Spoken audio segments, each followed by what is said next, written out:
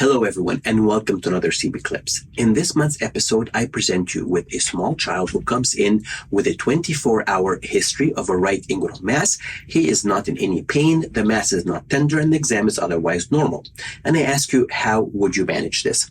The theme of this episode is when is a common presentation something different? Many of you assumed that I'm here presenting an incarcerated inguinal hernia, and I actually am not. I'm presenting a different type of anomaly, and there are two clinical principles here that should dissuade you from the diagnosis of an incarcerated inguinal hernia. First, inguinal hernias typically incarcerate past the superficial inguinal ring, i.e.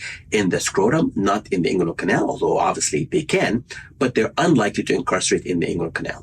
Second, after 24 hours, this child should be far more symptomatic than would be in this presentation.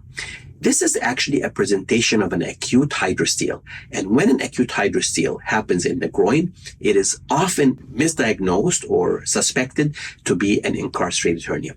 What is an acute hydrocele? An acute hydrocele is a patency of the process vaginalis that is there for a long time, but suddenly fills up with fluid.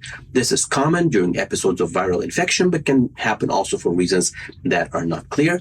It's actually a clinical diagnosis, but an ultrasound is reasonable to confirm this, which shows, and the ultrasound is shown here, typical hydrocele with fluid and a normal testicle. And a hydrocele of the cord is what we have in this case, which means that the process vaginalis has obliterated proximally and distally and left a hydrocele in the middle.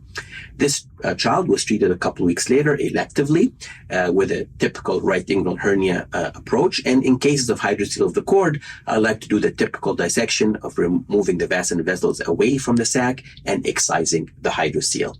If you're interested, we are supplying you here with some codes and some links to hernia and hydrocele education video, which you're welcome to use for your patients. Thank you, and until another CBCLIPS.